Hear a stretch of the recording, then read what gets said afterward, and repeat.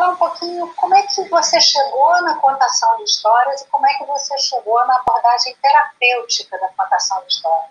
Uau, caminho longo, hein? Caminho de 20 anos. Eu fazia faculdade de teatro e eu fui dar aula de teatro para criança. Eram crianças de 7 a 14 anos. E quando eu lá cheguei, era um núcleo da prefeitura, bem na periferia mesmo. E quando eu lá cheguei, eu vi que era impossível de dar aula de teatro para as crianças, porque elas mais brigavam do que qualquer outra coisa. E aquilo me chocou muito, muito nova. E assim, uma cabeça de que, vamos ensinar um monte de crianças a ser artistas. E foi impossível, porque eu falei, vamos fazer uma roda. As crianças que não sabiam fazer uma roda, minha filha... Mas foi cada chapuletada que eles levavam que eu falava, misericórdia, o que está acontecendo aqui? O que eu posso fazer, né? Eu preciso fazer alguma coisa, porque eu preciso dar aula de teatro para eles, mas está impossível. E aí eu pesquisando na internet vi um mestrado que falava dos contos de fadas para modificar o comportamento das crianças, porque ajudam as crianças a entenderem seus momentos,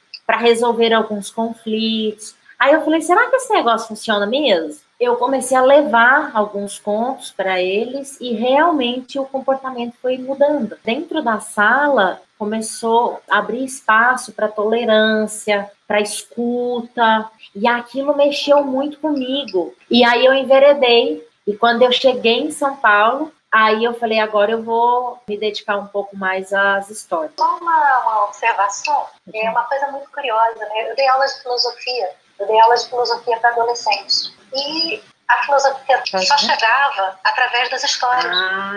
Quando eu comecei a contar os mitos como histórias, eu não narrava, eu criava a história dentro da sala. Se tivesse que subir na carteira, eu subia. Se eu tivesse que levar todo mundo para debaixo da árvore, eu levava. E assim, quantas e quantas vezes eu percebi essa questão da escuta, né, aparecer. Afinava aqui no coração. E quantas vezes a emoção aparecia. E de todos os trabalhos que os alunos fizeram, o que eles mais se envolveram foi o de contar as histórias dos mitos. As histórias têm um grande poder sobre nós. E eu sempre falo que a gente nos compreende no mundo. E a gente compreende o mundo por meio das histórias. E foi narrando histórias para as crianças que eu fui percebendo que quem mais tinha interesse pelas histórias eram os adultos, não eram as crianças. Eu já cheguei a contar aqui que eu começava para 10 crianças e eu terminava com 50 pessoas. E quando eu olhava assim, era tudo um bando de criança grande, sabe? Eu chamo de criança grande. E isso me fez pensar, será que são as crianças mesmo que precisam de história? Ou será que são os adultos? E aí eu comecei a narrar história para adultos. Narrava para criança, né? Até hoje eu sou chamada para narrar história para as crianças. E quando eu posso, eu vou. Então, é um público que eu gosto muito. Eles são muito honestos com a gente, né? Eles são muito íntegros. E com eles eu aprendi muito. Eu aprendi que não dá pra gente mentir. Se você mentir, cara, eles levantam na hora e falam,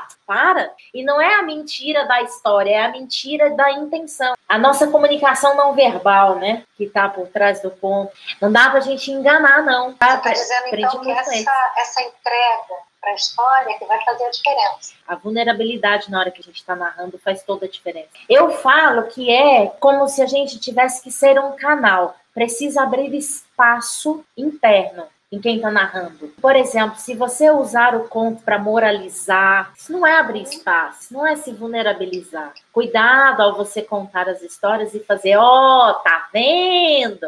Olha o que aconteceu com ela. Então, se você fizer igual, cuidado com isso, porque os contos são muito fortes, são muito potentes. E a gente precisa abrir espaço interno para que ele seja um remédio para a alma de quem está ouvindo e também de quem está narrando. Já que você está falando nisso, né, para que ele seja um remédio para a alma, de que jeito um conto pode ser um remédio para a alma? Só o fato da gente ouvir ou narrar, normalmente, quando a gente narra uma história, ou quando a gente escolhe uma história, fazer parte do nosso repertório, é porque aquela história, de certa forma, nos afeta. Ela nos traz algum sentido. Parece que ela aperta um botão dentro da gente, que ela fala, conta essa história, e a gente quer passar essa história para o mundo. E é aí que mora o remédio. Porque se ela te afeta de alguma forma, algum lugar ali ela está mexendo. Uma mudançazinha e ressignificação ela está fazendo ali no nosso inconsciente. E aquilo nos afeta de tal forma, e muitas vezes, Márcia, a gente não tem consciência de onde e o porquê ela nos afeta tanto. E o nosso cérebro é engraçado, porque quando a gente é sensibilizado dessa forma, o nosso cérebro, ele busca sentido, ele busca uma explicação. Então, a gente dá justificativa. 99% dos motivos que a gente dá por gostar tanto de uma história não são verdadeiros. Porque é um lugar que nós não conseguimos mapear e aí a gente conta a história para nós mesmos para justificar o porquê que a gente gosta tanto daquilo. Vou dar um exemplo bem do cotidiano. Alguém te pergunta assim, Márcia, por que você gosta tanto dessa bolsa? Aí você fala assim, não sei, acho que é porque ela é marrom. E eu gosto de marrom. Essa justificativa que você dá, 99,9% não é verdadeira. Algo ali te afeta. Então, a gente vai contar histórias normalmente que nos causa afetação. E é aí que ela é o remédio para a nossa alma. Significa que todas elas são? Não, não são todas. E eu vou falar uma coisa aqui. O maior erro de quem quer usar os contos como ferramenta terapêutica é buscar o conto pelo tema. Um outro dia me chegou uma questão assim, Sandra, uma cliente minha, ela adotou uma criança, ela está com problemas que ela não está aceitando muito bem a adoção. Que conto eu narro? Primeiro a gente tem que identificar onde que está a questão ali, né? Onde que está o conflito ali, que está por trás do porquê que ela não está aceitando. Bom, o que normalmente a gente faz? A gente pensa no Patinho Feio. Aí ela falou assim, pensei nessa história. Eu falei, pois é, mas é aí que está o grande erro. Porque a gente faz a ligação do tema do cliente, adoção, com o tema do conto, adoção. Patinho Feio é um ganso, um cisne que é criado por uma família de patos. Então a gente faz a ligação pelo tema e não é o tema que faz o escutador se identificar com a história. É o conflito que o personagem vivencia nos acontecimentos da história. Então a gente precisa ter um olhar para isso e não para o tema superficial da história. Então você está me dizendo que assim, primeiro isso tem que me afetar como narradora. Não necessariamente. Você, como terapeuta, se você vai usar os contos como uma ferramenta terapêutica, você pode identificar o conflito da história. Hoje mesmo, uma seguidora minha, ela me perguntou que conto eu posso narrar para falar do tomar? Olhando esse fio, o que é o tomar? Tomar a vida, tomar os pais, é a mesma coisa. Como é que você toma isso? Se você toma as coisas com alegria, com satisfação, mesmo aquilo que te entristece, ou seja, eu fico triste, mas o que eu faço com isso? Porque eu tô na vida, eu preciso para a vida. E aí eu tenho um conto que é um homem, ele não tem mais graça pela vida, mas ele sente que algum dia alguma coisa vai acontecer. E uma série de acontecimentos se dão até que ele faz, a vida é bela até o fim. Então, eu olho para esse fio condutor da história e eu falo, essa é uma história de tomar a vida.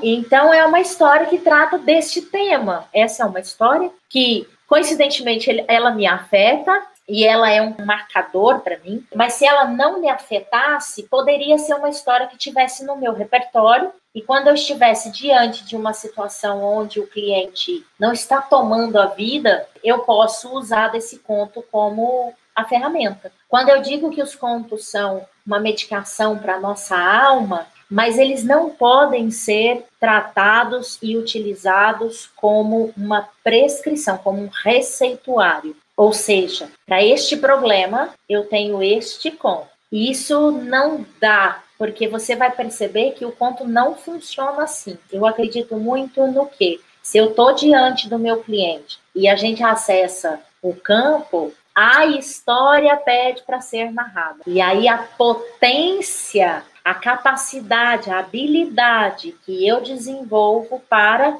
narrar esta história e ela afetar o outro. Porque isso é uma responsabilidade minha como narradora. Entregar o conto com potência narrativa, para que possa afetar. Fala um pouquinho mais disso.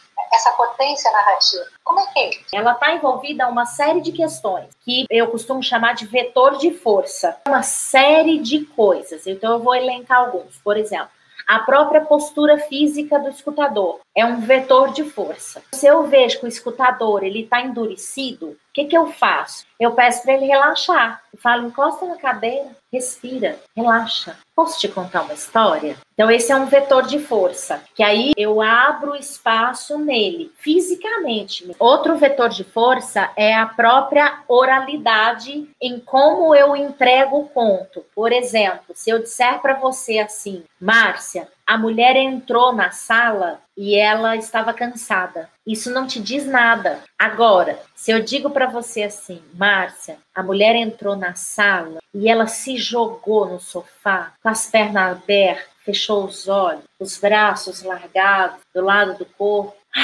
respirou profundamente. Essa imagem que eu te dei já te diz que ela estava cansada. A maneira como eu entrego as imagens para você é o que vai fazer você se projetar para dentro da história. Então, quando eu digo para você, ela entrou na sala e estava cansada, é uma imagem fraca. Quando eu narro a ação dela, você já estava visualizando ela entrando, ela se jogando no sofá, você já estava visualizando ela com as pernas abertas, você já estava dentro da história. Na verdade, a gente assume esse lugar, né? Isso. A gente passa a fazer essas ações. Exatamente. A personagem passa a ter a nossa fisionomia. E aí é um processo neural que é muito interessante, que é isso que você acabou de falar. O nosso cérebro nos conta a história a partir da nossa experiência. Então, eu visualizo uma mulher fazendo isso e automaticamente meu cérebro já está me recontando como se fosse eu. E aí ocorrem diversos processos químicos, reações químicas, liberações de hormônios, quando eu narro bem uma história. Eu faço o outro produzir hormônios. Entende quando a história é remédio para nós? Agora,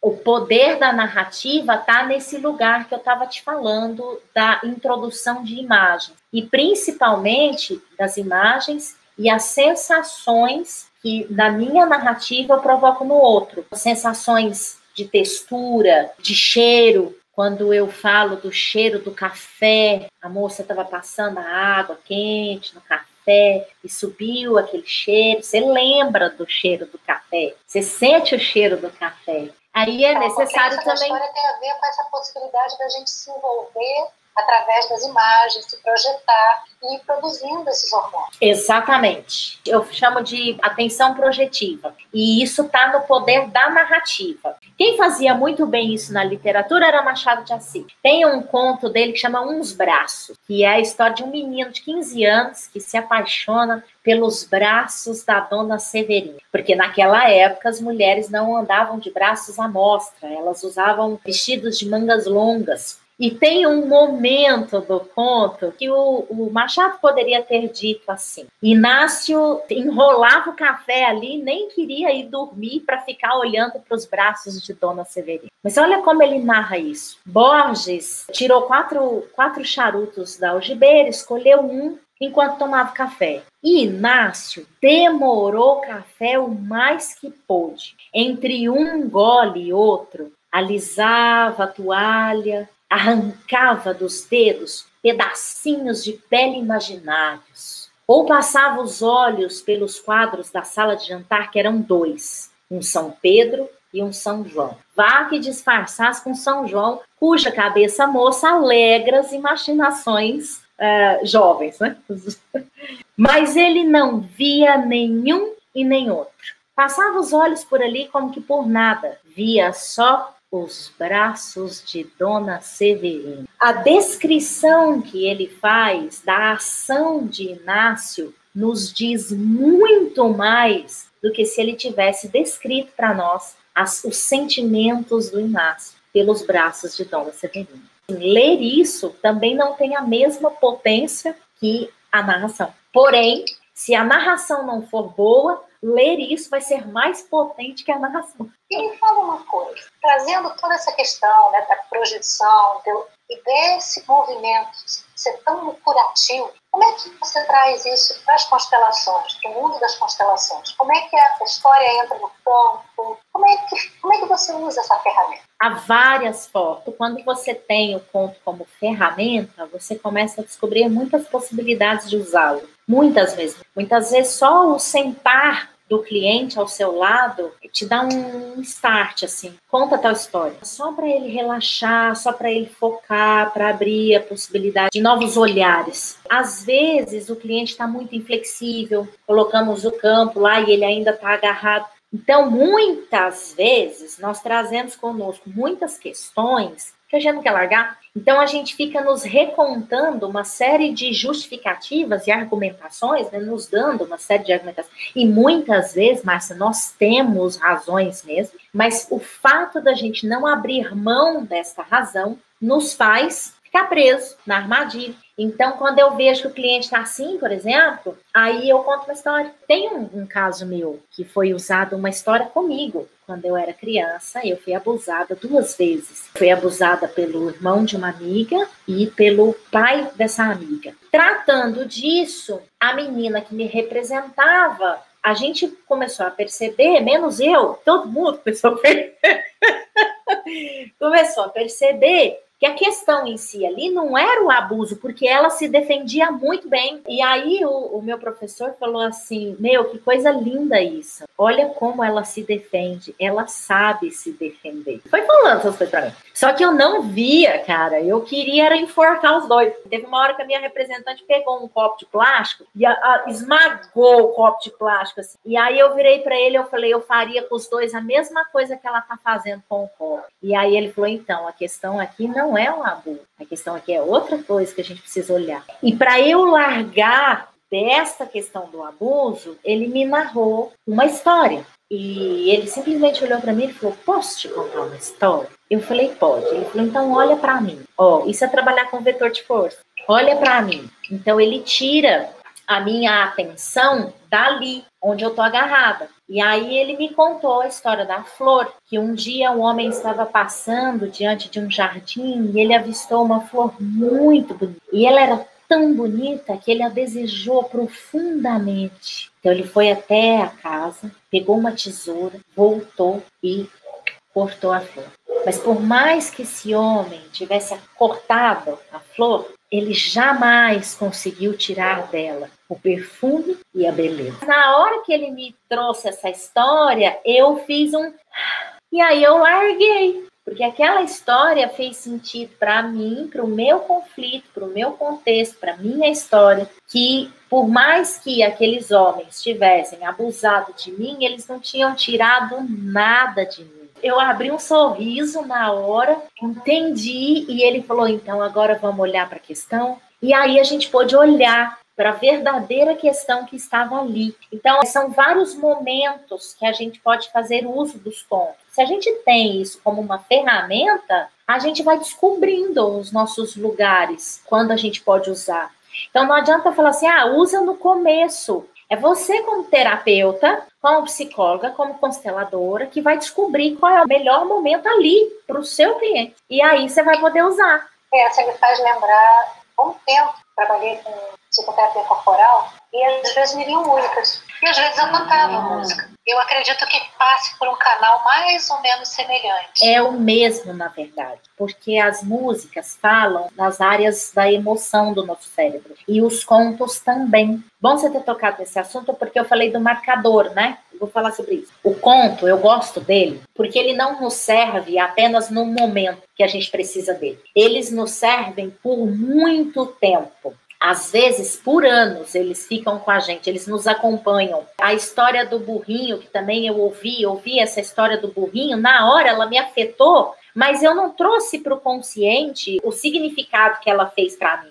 Ela só me afetou. Nossa, mas por que eu gostei tanto dessa história? Sei lá, gostei dessa história. E essa história me acompanhou por quase 2 anos. 2 anos depois, numa situação aqui dentro de casa, eu fiz assim, entendi a história do burrinho. E aí, depois que eu entendi a história do burrinho, ela me serve hoje em diversas situações. E a história, eu falo que ele é um print, ele é um carimbo, ela te carimba. Então, sempre que você precisa dela, ela vem à tona para você. Vem uma imagem do conto para você, e aí você lembra, e aí você faz a conexão na hora. O conto te ajuda, então, a se conscientizar da sua postura interna, do seu comportamento, com as suas relações. Enquanto você não tem consciência, você está sem escolha, né, Mar? Você vai sendo levado pela onda emocional E aí, a única coisa que você quer é que aquele dia acabe logo. E quando a gente tem esse marcador, você traz para o consciente, você abre possibilidades de escolha. No fundo, a gente conta histórias o tempo todo com a nossa vida. A gente conta. Nossa vida, a gente está contando e recontando, às vezes, a mesma história, tentando chegar no fim dela. Onde é que ela termina? Eu quero que termine assim, então eu vou contar de novo, porque eu quero que termine assim. Os contos nos ampliam outros olhares, amplia os nossos pontos de vista. Como é que a gente amplia? Os contos nos ajudam a ampliar os nossos pontos de vista. Como a gente se projeta na história do personagem e, de repente, eu estou muito agarrado lá nas minhas verdades, nas minhas razões, falando minha mãe foi abusiva comigo, minha mãe foi negligente comigo, e alguém, né, simplesmente narra um conto que conta a história de uma mulher que passa por uma série de situações que se torna mãe, e que, por conta dessas situações que aconteceram com ela se torna uma mãe negligente, mas que o conto demonstra o amor daquela negligência pelos filhos. E aí o escutador faz peraí que tem coisa aqui que eu não estou olhando, né?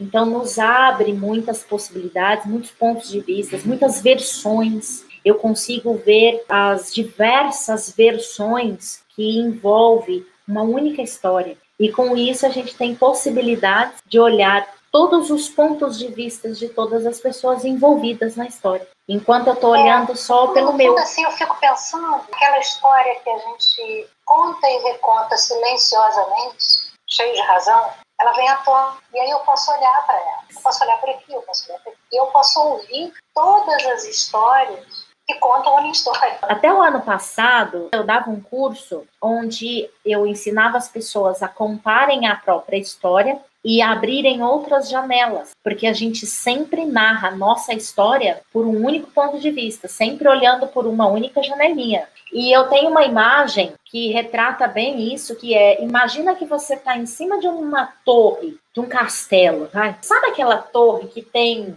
várias aberturas? E ela dá 360 graus. Lá de cima dessa torre, você consegue visualizar uma floresta lá embaixo. E aí, às 6 horas da manhã, você vai numa janelinha e olha para aquela floresta. E ali você vê árvores bem verdes, a mata bem fechada. Aí você vai para uma outra janelinha e dali você vê árvores mais secas, onde você consegue avistar até o chão. E aí eu te pergunto, é a mesma floresta? É a mesma floresta, só que vista por um outro ponto de vista. As nossas histórias, elas estão nesse lugar, nessa torre, onde tem várias janelinhas. Então é olhar para as nossas histórias por todas essas janelinhas. E assim a gente vai ressignificando as nossas histórias. Só que fazer esse trabalho sozinha é muito difícil, porque muitas vezes nós estamos agarrados a um dos 3 papéis, que é o papel de vítima, o papel de salvadora ou o papel de agressora.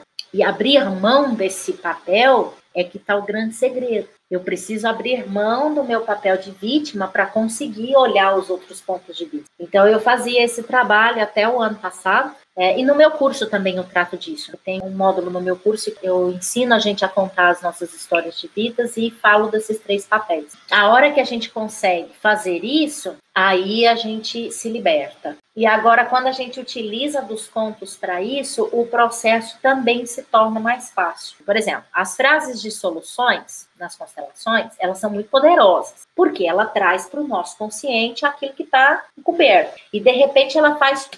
Epa! Aí eu olho para aquilo. Porém, depois de um mês, a gente esqueceu dessa frase já, ué. Eu não lembro dessa frase mais, não. Aí nós volta pro caminho da pedrinha e esquece aquilo que bota a gente no caminho do gramado. E o conto, ele é uma imagem forte, porque a gente não se coloca, não se projeta, a gente não visualiza tudo que acontece com o personagem ali, e muitas vezes a imagem que brinca na nossa cabeça é a imagem que traz a gente de volta para o caminho da grama. Entendeu? Então, quando a gente sai da nossa postura, o conto nos ajuda a voltar. Eu falo que o conto é aquele cowboy que fica com o laço assim, ó.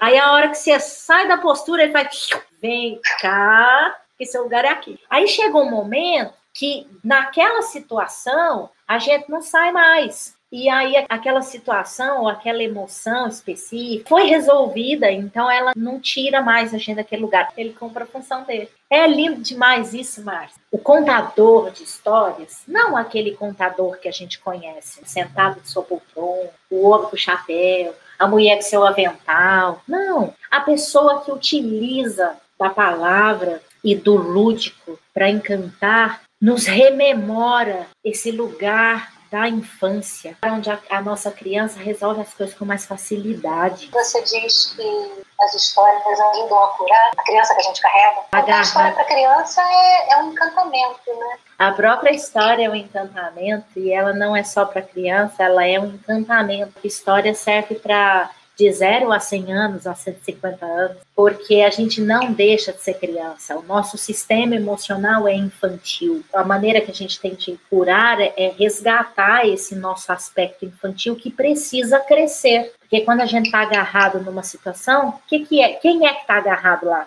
Normalmente é a criança. A criança que está ali esperneando, ou pedindo que as suas necessidades sejam vistas e satisfeitas, ou batendo pé, reagindo àquilo que está acontecendo.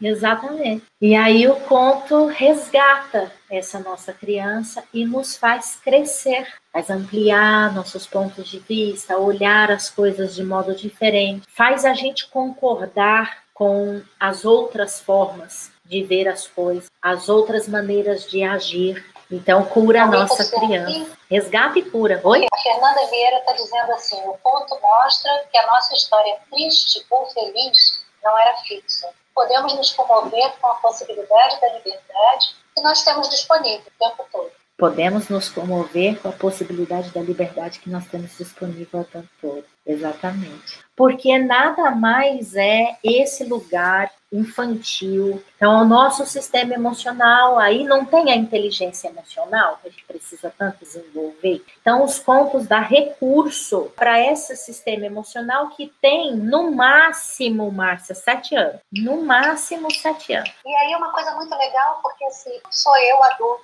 podendo olhar para a criança que eu fui, que está lá 5, 6, 7, 2 anos, precisando desse cuidado, e poder envolver essa criança. Esse adulto que é composto pelo nosso pai, pela nossa mãe, e pode acolher essa criança com muito amor, sem precisar ficar...